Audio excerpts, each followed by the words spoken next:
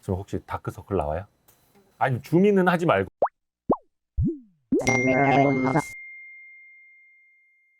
지금 공매도 오늘 이야기할 건데 머리가 터질 것 같아. 그리고 이게 좀 복잡한 이슈인데 이걸 어떻게 좀 쉽게 조금 촌철살인을 할 수 있을까 고민이 많은데 오늘 정책이 나왔습니다. 정책. 봐야지. 어저께 윤석열 대통령께서 특단의 대책을 지시를 했다고 합니다. 어저께 정부 부처에 이제 이런 주문을 했다고 하고 오늘 아침에도 이 관련 발언이 나와가지고 대서특필이 됐습니다. 예, 윤 대통령 공매도 불법행위 뿌리 뽑아야 한다. 이런 대책을 지시했다고 합니다. 윤 대통령 지시, 금융당국 불법 공매도 엄벌, 은닉재산 박탈. 뭔가 대단한 정책 나온 것 같죠. 자, 이게 이제 오늘 나온 금융위원회 보도 자료입니다. 이거는 다 금융위원회 홈페이지 들어가면 다 다운을 받을 수가 있어요. 어제 27일 오후 윤석열 대통령 지시사항 이렇게 강조가 되어 있습니다. 어제 27일 오후에 대통령이 지시를 하셔가지고 28일 아침에 금융위원장, 금융감독원장, 대검 반부패 강력부장, 한국거래소 시장감시위원장이 모여가지고 대통령이 지시한 지 하루 만에 대책을 내놨습니다. 근데 사실 요거는 이미 다 예정이 돼 있던 거고 해서 이제 청와대, 용산하고 일정을 조율을 해서 앞에서 대통령이 한마디 해주고 거기 이어서 정책이 나온 것처럼 이미 예정되어 있던 대책이 나온 겁니다. 사실은. 요거 간단하게만 정리해 드릴게요. 주요 참석자들의 발언인데 금융위원장이 뭐라고 얘기했냐면 어제 대통령께서 지시하신 바와 같이 공매도를 둘러싼 불법행위를 반드시 뿌리 뽑겠다는 각오. 그리고 금융감독원장은 기획조사, 신속히 조사, 과징금도 적극 부과하겠다. 그리고 악의적 불법 공매도에 대해서는 패스트트랙을 통해서 적극 대응하겠다. 여기서 패스트트랙은 뭐냐면 한국거래소, 금감원에서 뭔가 이제 적출을 해내잖아요. 그럼 바로 검찰로 이첩을 해갖고 신속하게 수사를 하도록 하겠다. 요겁니다. 대검 반부패 강력부장은 시세조정, 내부자거래, 무차익공매도 이는 중대범죄다. 역시 엄벌해야 된다. 범죄 수익도 박탈하겠다. 이렇게 이야기를 했어요. 한국거래소 시장감시위원장은 공매도 기획감리를 집중적으로 실시하겠다. 그리고 공매도 많은 증권사 대상으로 공매도 주문 프로세스, 내부 통제를 점검하겠다. 이런 이야기를 했어요. 너무 당연한 얘기. 야, 너 오늘 정답을 미리 얘기하면 어떡해? 우리 뭐 정책이나 이런 거 잘 모르는 우리 오재미 PD가 보기에도 너무 당연한 내용 아니에요? 이게 오늘 제가 이야기하고 싶은 핵심 중에 핵심이 이거예요. 너무 잘 짚어줘서. 보세요. 오늘 하이라이트는 이겁니다. 불법 공매도 적발 처벌 강화하겠다라는 거예요. 조사를 강화한다. 그쵸? 신속히 조사하겠다. 엄정히 수사하고 처벌하겠다. 전담 조직 설치를 확대하겠다. 너무 당연한 얘기죠. 그리고 이 전담 조직은 이미 거래소에 있어요.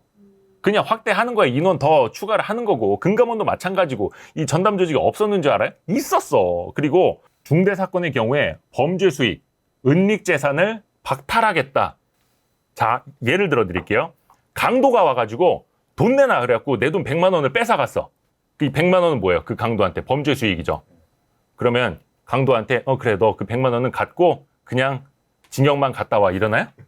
범죄 수익 당연히 빼앗아야지. 이거는 너무나 당연한 이야기인데 이게 대책이랍니다. 기가 막히네. 기가 막히죠. 주린이 여러분의 눈높이로 봤을 때 어때요? 신속히 조사하겠다, 조사 강화하겠다, 엄정히 처벌하겠다, 범죄 수익 박탈하겠다. 와, 나 이거 보고 이게 뭐지? 깜짝 놀랐어. 딱 그거예요. 법과 원칙에 따라 처벌하겠습니다. 빨리 처벌하겠습니다. 강하게 처벌하겠습니다. 끝. 근데 우리가 지금 이거 기대한 건가요? 이거는 불법 공매도에 대한 처벌 강화입니다. 불법은 뭐예요? 당연히 처벌해야지. 그러니까 이게 대표적으로 그겁니다. 뭐라도 하라니까 뭐라도 한 거예요. 이게 대표적으로. 뿐만 아니라 이제 제도 개선이 하나가 나왔습니다. 장기, 대량 공매도 투자자 모니터링 강화. 그러니까 90일 이상 길게 오랫동안 공매도로 장기 투자하는, 뭐 공매도 같이 투자인지 모르겠는데 공매도 장기 투자자 정보 보고 의무를 뭐 부과하겠다. 그러니까 모니터링 강화한다는 겁니다. 또 하나, 요거 이제 중요한데 공매도 과열 종목 지정 제도라는 게 있어요. 지금 공매도가 너무 많이 쏟아진 종목에 대해서는 하루 동안 공매도 금지가 되는 거 아시죠? 그 제도가 있는데 공매도 금지 대상으로 정할 수 있는 그 종목, 그 여건을 더 확대한다는 겁니다. 기존에는 이게 되게 복잡해요. 그냥 쉽게 이야기할게요. 뭐 주가가 10% 이상 떨어지고 공매도 거래 대금이 6배 이상 증가하면은 그 다음날 공매도 금지 종목에 지정이 되고 뭐 유가증권 시장, 코스피 기준으로 그런 제도가 있었는데 거기에다 신설된 게 요겁니다. 공매도 거래 비중이 30% 이상이 되고 주가 하락이 전날 대비 3% 이상 빠지고 공매도 거래대금 증가율이 2배 이상일 경우에는 공매도 금지, 하루 동안 금지할 수 있도록 그 룸을 더 넓힌다는 이야기입니다. 그러니까 공매도 과열 종목으로 지정되는 폭을 더 넓히겠다. 이렇게 규정을 개정을 하면은 약 과열 종목 지정 종목이 연간 690건에서 785건으로 증가한다. 즉 13.8% 정도 늘어날 것이다. 라는 게 금융당국의 시뮬레이션이에요. 근데 제가 뽑아보니까 공매도 거래 비중이 하루에 30% 이상이라는 건 어마어마한 일입니다. 거의 없어요. 그러니까 셀트리온이 공매도 많은 종목으로 유명하잖아요. 그래서 제가 한번 찾아보니까 최근에 거의 한 1년 반 사이에 하루에 공매도 거래 비중이 30% 이상 늘었던 날이 한 이틀 정도밖에 없어요. 그러니까 1년에 하루 있을까 말까 한 일이에요. 그러니까 셀트리온마저 1년에 하루 이틀 있을까 말까 한데 다른 종목들은 거의 없다고 보면 돼. 그러니까 우리가 공매도가 엄청나게 늘어난다. 그날 거래량, 거래 대금 대비 공매도 거래 비중이 너무 많다라고 느껴지는 건 거의 10% 넘어설 때예요. 20% 넘어가잖아요. 거의 죽어납니다. HTS에서 다 나오거든요. 자, 요거는 HTS에 보면은 그 공매도, 종목별 공매도 이런 게 볼 수 있는 게 있어요. 그러면 종목별 그 공매도 비중이 있어요. 그 날의 거래대금 대비 공매도 거래대금의 비중을 말하는 건데 인텔리안테크가 코스닥 150에 포함되자마자 공매도 엄청나게 두드려 맞았죠. 그거 보면은 현재는 공매도 비중이 한 3%, 뭐 7% 얼마 안 되죠. 여기 나타나죠. 31%. 이게 아마 코스닥 150에 포함된 그 날일 거예요. 포함되자마자 공매도가 엄청나게 쏟아진 거거든요. 그러니까 그날 거래 대금 3분의 1이 공매도였다는 뜻이에요. 인텔리안테크가 코스닥 150에 편입되자마자 공매도 후려맞은 그 정도는 돼야 아까 내가 보여줬던 새로운 정책, 제도 개선되는 그 정도의 뭐라 해야 되나 제도 개선에 영향을 받는다라는 거예요. 예를 들어서 인텔리안테크가 31% 이렇게 공매도 맞았어요. 그럼 다음 날 이제 거래가 정지되는 그렇죠. 하루. 자, 하루가 정지가 되고 또 여러 가지 조건이 있어요. 요게 그래서 조금 복잡하기는 한데 여기 또 하나 있죠. 공매도 금지일에 만약에 주가가 5% 이상 더 빠지면은 하루 더 금지 기간이 연장이 된다. 요런 거를 이제 정부가 만든 거예요. 그러니까 공매도 비중이 30%를 넘어서 하루가 금지가 됐어. 근데 그 다음날 주가가 한 4% 빠진다. 곡소리 나겠죠? 근데 이 기준으로 보면은 그냥 그 다음날엔 다시 공매도가 가능해지는 겁니다. 공매도 거래 비중이 30% 이상인 날이 코스닥 150에 포함되자마자 하루 나타났어. 근데 그 이후엔 없어. 왜? 공매도 거래 비중이 10%대로 줄으니까. 근데 주식은 어떻게 된다? 바로 이 날이 코스닥 150에 포함이 돼서 공매도가 가능해진 날이에요. 그래서 이 날이 거의 한 전체 거래 대금의 31%가 공매도였던 날이에요. 그쵸? 그래서 이날 주가가 어떻게 됐죠? 코스닥 150에 포함된 축하포로 7% 이상 폭락을 했죠. 다음 날 어떻게 됐어요? 7% 또 빠졌죠. 그 다다음 날 어떻게 됐어요? 5% 또 빠졌죠. 그 다다음 날 어떻게 됐어요? 7% 또 빠졌죠. 그 쭉쭉쭉쭉 밀려가지고 코스닥 150에 포함되기 직전에 8만 3천 원대 있던 주가가 이때 5만 5천 원까지 밀려버린 거예요. 자, 근데 지금 정부가 개선한 기준으로 따지면 야, 이날만 30% 넘었잖아. 근데 만약에 이날도 5% 이상 빠졌다. 그러면 하루 더 공매도가 금지가 될 수는 있겠죠? 근데 실질적으로 주가는 어떻다? 팡. 내용을 하나 스크랩 해온 건데 이런 이야기 많이 들었을 거예요. 전체 시장 거래대금 가운데 공매도가 차지하는 비중은 한 3에서 4%밖에 되지 않는다.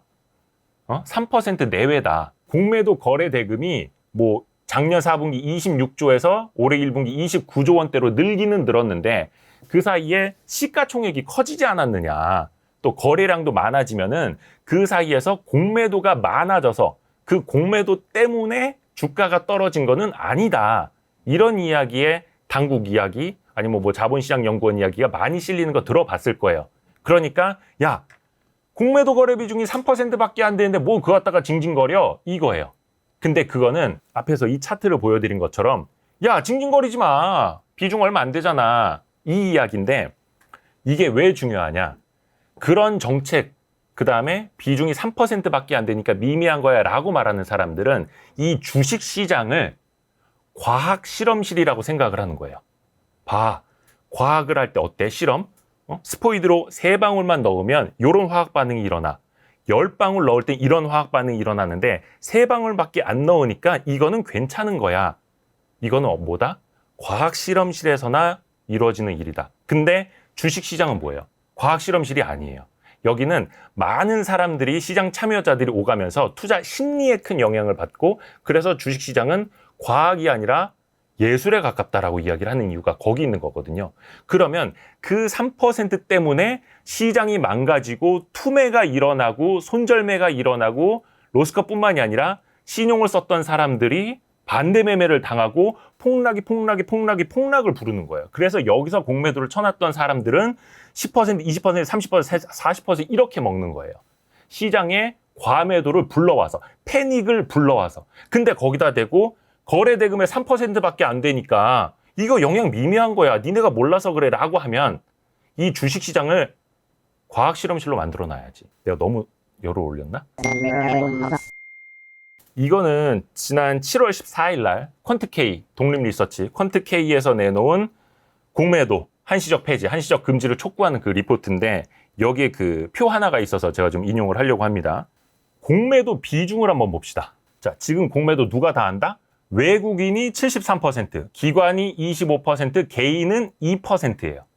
코스닥도 거의 마찬가지예요. 개인이 공매도를 할 수 있는 비중은 2%예요. 지금 하고 있는 비중이 2%밖에 안 돼요. 그러면 당국에서 뭐라고 하냐? 그럼 너네도 해. 너네도 할 수 있게 해줄게. 그게 공정한 시장을 만드는 거잖아. 라고 이야기를 해요. 근데 이게 지금 1차적으로 왜 말이 안 되느냐? 아까 뭐라 했어요? 개인들의 공매도 비중이 2%라고 했죠. 근데 개인들의 거래 비중이에요. 전체 코스피 코스닥에서 차지하는 개인들의 매매 거래 비중이 코스피 기준으로 최근에 50% 안팎인 거 보이죠? 코스닥 기준으로는 80%가 넘어요. 요게 2020년 뭐 외국인도 안 사, 기관도 안 사, 동학개미 운동 벌었을 때는 코스닥은 90% 이상이 개인 투자자였어요. 그리고 코스피도 70% 이상이 개인 투자자였어요. 그러니까 개인이 다 시장을 받쳐줬다는 뜻이죠. 개인이 시장을 살려놓았다는 뜻이죠. 그리고 지금도 50% 이상이 개인, 뭐 거래대금 많이 줄었고 뭐 개인들이 떠났다고 하더라도 코스닥에서는 80% 이상이 개인이에요. 근데 이 중에서 단 2%만이 공매도로 봤을 때는 공매도 비중은 개인이 2%밖에 안 돼요. 그러니까 이게 어떻게 공정한 시장, 공정한 게임으로 볼 수 있느냐라는 거예요. 적어도 개인 투자자가 차지하는 공매도 비중이 한 3, 40% 된다 쳐. 그러면 뭔가 좀 공정하게 게임을 하고 있나 보다 할 수 있는 건데 뭐 한 적어도 50%, 80% 차지하는 개인들이 공매도에서는 2%밖에 하지 못하고 있으니 이거는 분명히 뭔가 문제가 있는 거다라는 거예요. 근데 정부는 어떤 얘기 하는지 알아요? 미국이나 일본이나 선진 시장을 보면은 전체 주식 거래 중에서 공매도 비중이 40%다. 이런 이야기를 해요. 매도 거래 중에서 공매도가 그 정도 비중일 거예요. 근데 미국이나 일본은 전체 매도 거래 중에서 40%가 공매도야. 거의 절반이 공매도야. 근데 우리나라는 3, 4%밖에 안 돼. 그러니까 얼마 안 되는 거야. 라는 게 당국의 논리예요. 근데 내가 봤을 땐 오케이, 그건 인정. 전체 거래 비중 중에서 공매도가 적은 건 인정. 하지만 기관과 외국인이 할 수 있는 공매도와 개인은 하기 힘든 공매도, 이게 어떻게 공정한 시장이냐. 그러니까 미국 같은 경우에는 대부분 이제 개인 투자보다는 기관 위주의 간접 투자 시장이 커요. 그러니까 기관들이 많이 사고 팔고 기관들이 공매도를 하는 게 어떻게 보면 당연한 시장이에요. 또 공정한 룰이 있으니까. 근데 우리는 개인 위주의 시장인데 공매도만 외국인 기관 위주인 거예요. 이게 안 맞는다라는 거죠. 자, 그래서 그런 불평 불만을 하면 정부는 어떤 대안을 내주느냐. 야, 그러면 개인 투자자도 공매도 할 수 있게 해줄게. 이거예요. 근데 이게 왜 말이 안 되는지 이야기를 해볼게요. 새롭게 나온 제도 개선안이에요. 개인이 그동안에는 대주를 할 때 주식을 팔기 위해서 주식을 먼저 빌려야 되잖아. 차입 공매도만 가능하니까. 140% 이상의 담보가 필요했었어요. 그러니까 내가 100만 원어치 매도를 하려면 140만 원의 주식이나 현금이 있어야 되는 거였어요. 근데 기관은 외국인은 한 105% 정도의 담보 비율이 적용이 됐거든요. 그러니까 100만 원어치 파는데 105만 원만 있으면 되는 애들이랑 100만 원어치 파는데 140만 원이 필요한 개인이랑 이거 불공정하잖아. 근데 이것도 반론은 그거예요.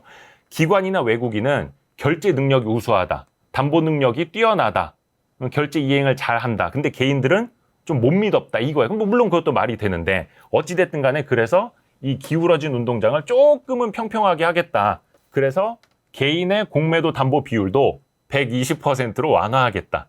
그러니까 100만 원어치 공매도 할 거면 이제 140만 원이 아니라 120만 원만 필요해요. 어때요? 우리가 좀 많이 완화해줬죠? 이거예요. 뭐 물론 이거에 대한 판단은 여러분이 하시면 되겠고요. 기존에도 전문 투자자, 그러니까 뭐 CFD를 쓸 수 있는 정도의 몇십억 굴리는 전문 투자자들 같은 경우 이미 상환 기간 뭐 90일이나 이런 제약이 없는 대차가 가능했는데 앞으로는 대차 거래를 더 활성화해 주겠다. 이게 뭐냐면 주식을 빌려주는 거예요. 그러니까 빌려주는 주식, 그거를 더 잘 빌릴 수 있도록 더 원활히 빌릴 수 있도록 해주겠다. 이런 겁니다. 증권사가 대차 물량이 부족하다. 그러니까 뭐 예를 들어서 슈퍼개미가 나 A사에 대해서 공매도를 치고 싶어. 근데 주식을 빌려와야 되잖아요. 근데 그 주식이 없어. 그러니까 증권사에 연락을 해갖고 그 A사 주식 좀 어디서 빌려와 주세요. 나 이것 좀 빌려주세요. 라고 하면은 증권사가 증권금융 있죠. 증권금융에 연락을 해서 거기 있는 물량이라도 받아다가 빌려주겠다. 그러니까 주식을 더 조달을 해와서 빌려줄게요. 더 쉽게 빌릴 수 있도록 해드릴게요. 이거예요. 그러니까 개인들도 공매도를. 근데 그 개인이 누구다? 전문 투자자. 최소한 CFD를 쓸 수 있는 정도의 뭐 소득 1억 이상, 자산 5억 이상, 5억 회계사 자격증 등을 보유한 그런 전문 투자자일 경우에. 그러니까 일반적인 개인 투자자에게 포함이 된 내용은 아니에요. 자, 그래서 요거 보면 어때요? 우리도 이제 공매도 할 수 있는군요. 자, 우리도 공매도를 통해서 해지를 할 수 있는군요. 내가 보유한 종목 좀 빠지고 있을 때 내 계좌에 있는 건 팔기는 싫고 다른 계좌를 통해서 좀 공매도를 해놓으면 해지를 할 수 있는 거군요. 근데 그건 주식 선물도 없어요. 해지할 수 있는 방법은 개별 주식 공매도밖에 없어요. 할 수 있군요. 한번 해보세요. 되나?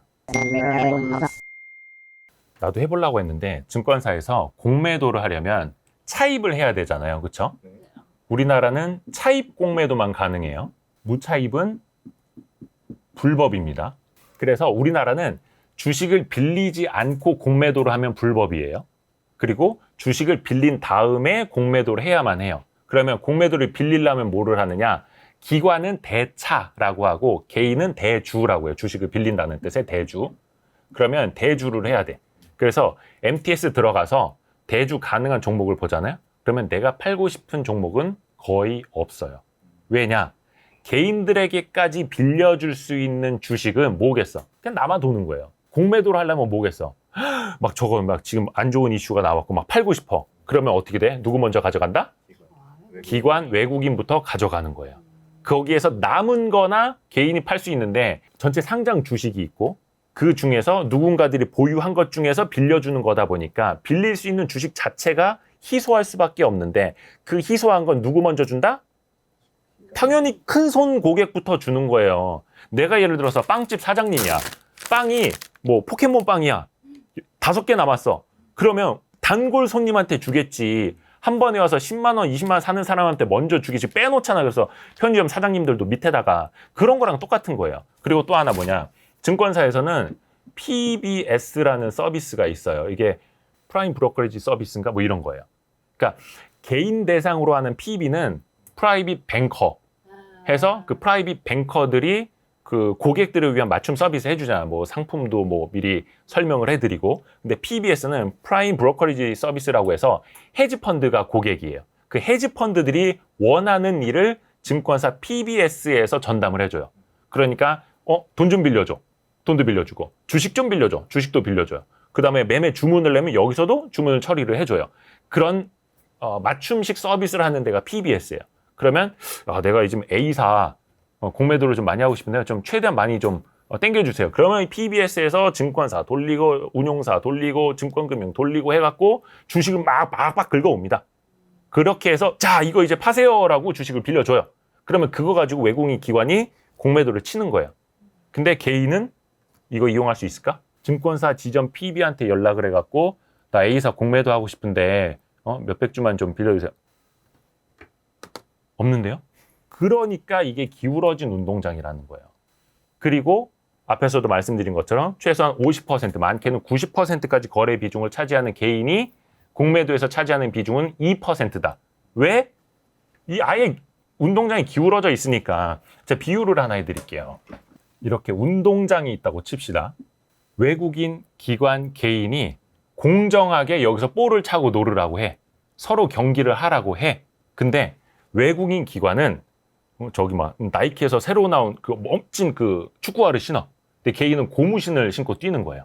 그리고 야, 니네 골 넣어. 너네도 넣을 수 있어. 근데 외국인 기관은 공이 여기에 여러 개가 있어. 막 슈팅 막 때려. 그 왜 있잖아.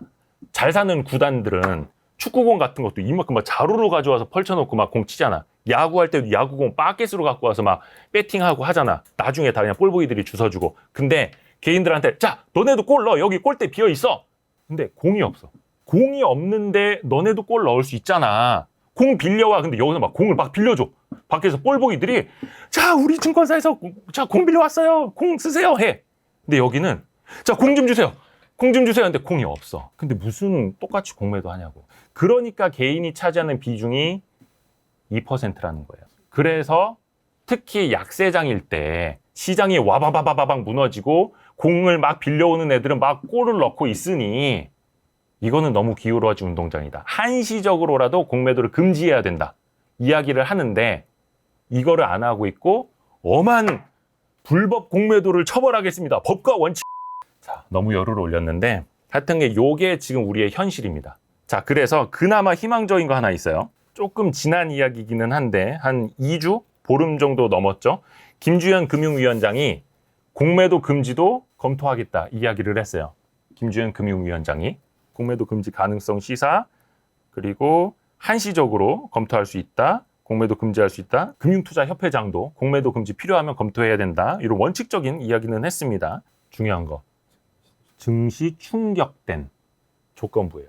그러니까 뭐 얼마 전에도 그런 기사들이 나왔는데 지금은 아니고 더 상황이 악화되면 조건부로 공매도를 한시적 금지할 수도 있을 것 같은 느낌이 들 수도 있을 것 같다.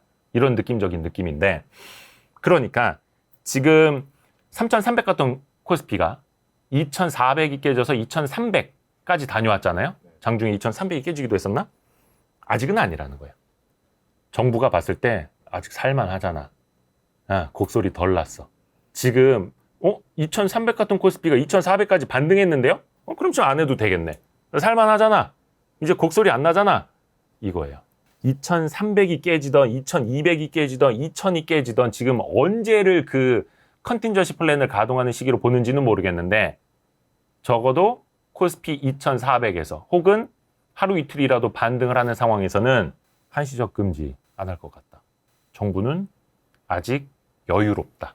아무도 1,400만 개인 투자자들의 목소리를 정부 내에서나 정책에 반영할 수 있는 사람들 사이에서는 그런 목소리를 내는 사람이 없는 것 같아. 지난번에도 그 물적 분할 재상장 시 주주 보호 방안 우리 그 갔다 왔지 않습니까? 세미나에. 근데 그 자리에서도 개인 투자자를 대변할 수 있는 사람은 연단에 아무도 없었어.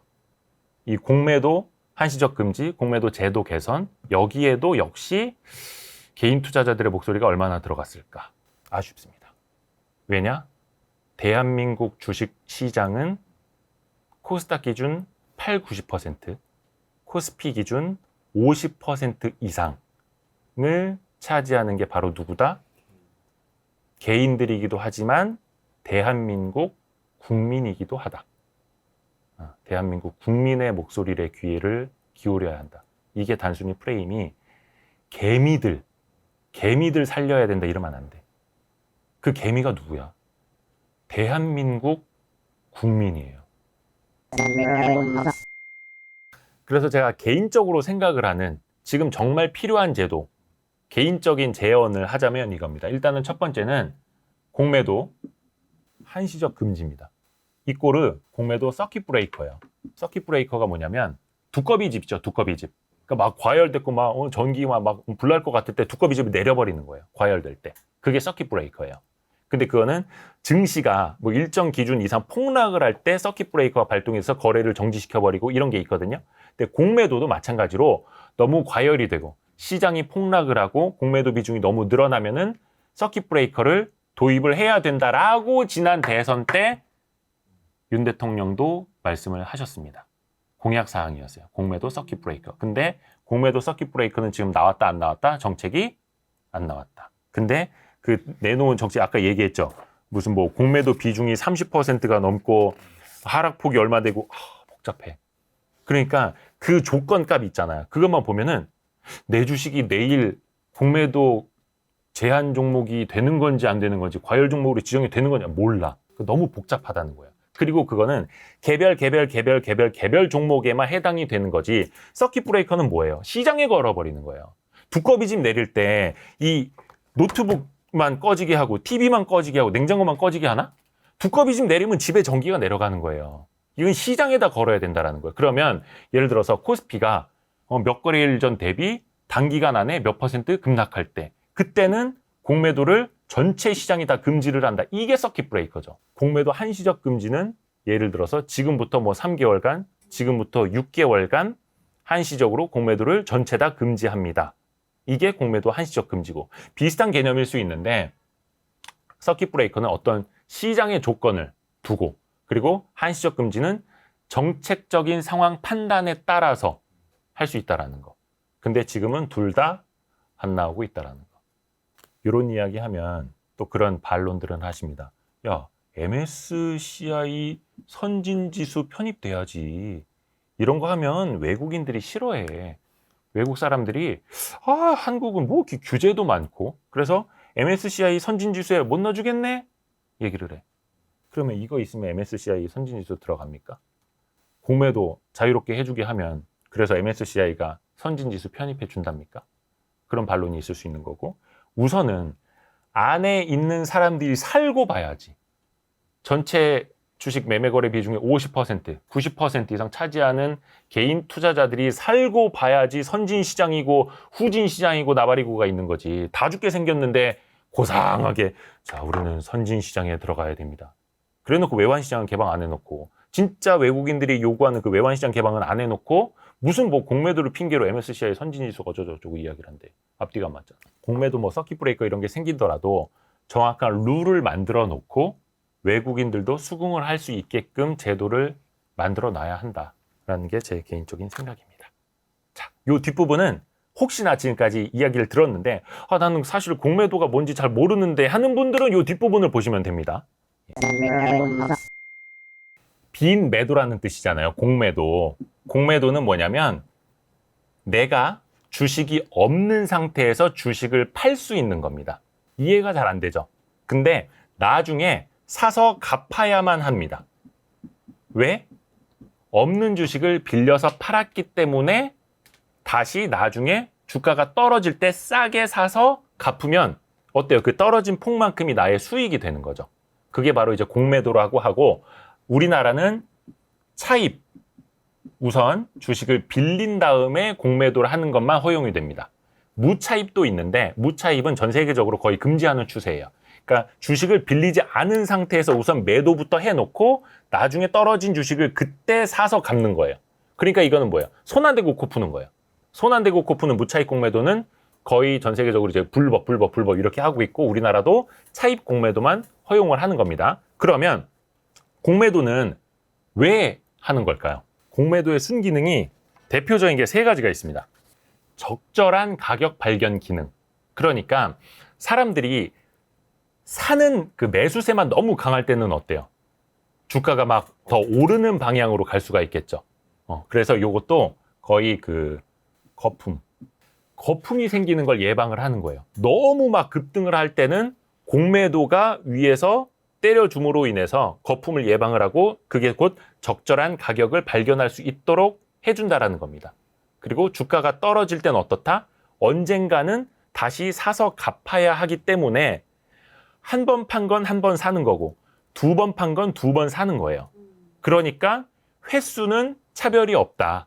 공매도도 어차피 사서 갚아야 하기 때문에 오히려 반대로 또 공매도를 했는데 주가가 올라버린다? 그런 높은 가격에 되사야 하기 때문에 공매도 세력도 손실을 볼 수가 있다는 거예요. 그리고 이론적으로는 10,000원짜리 주가가 0원이 되면 어때요? 10,000원의 손실이죠. 근데 10,000원짜리 주가는 20,000원이 될 수도 있고 100,000원이 될 수도 있고 100,000원이 될 수도 있어요. 그러니까 이론적으로는 공매도는 손실이 무한대예요. 그래서 공매도가 훨씬 더 위험한 투자 기법입니다.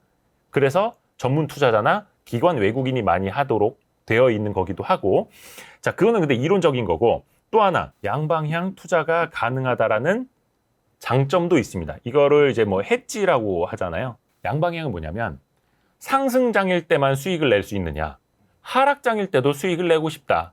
그러니까 주식 선물이라든지 옵션 같은 파생 상품을 이용한 것뿐만이 아니라 하락장에서도 내가 주식을 팔아서, 주식이 없지만 빌려서 팔아서 수익을 낼 수 있는 거예요. 그러니까 어느 방향으로든 자유롭게 수익을 내세요라는 게 이 순기능 중에 하나입니다. 근데 어떤 사람들은 그런 이야기를 해요. 자, 부동산은 없는 집을 내가 빌려서 팔 수는 없지 않느냐. 근데 왜 주식은 없는 주식을 빌려서 팔도록 하느냐. 이거 너무 이상한 제도 아니냐, 이해를 못 하시는데 그 특징은 단 한마디로 정리를 할 수가 있습니다. 그건 뭐다? 여기는 금융시장이기 때문입니다. 금융시장은 실물시장과 달라요. 실물은 내가 이 빵을 사야만 빵값 10,000원을 내는 거지만 금융시장은 빵이 없이도 빵을 거래할 수가 있는 게 금융시장이잖아요. 그쵸? 이 물컵이 없이도 이 물을 거래할 수 있는 게 금융시장이란 말이에요.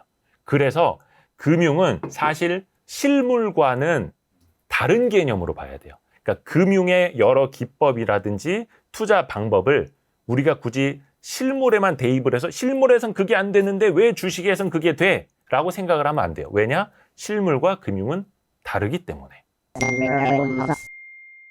오늘 제가 너무 조금 열을 냈네. 많은 개인 투자자들의 또 많은 국민들의 목소리를 좀 귀 기울여 달라는 그런 의미로 좀 이해를 해주시면 감사하겠고요. 공매도 정책도 중요하지만 알고 좆됐다. 예, 와이스트릿 알고 좆됐다. 이거 또 너무 세게 얘기해가지고 그냥 알고 좆됐다. 예, 알림, 구독, 좋아요, 댓글, 다른 영상 보기. 예, 우리 항상 잊지 말고 도와주십시오. 고맙습니다.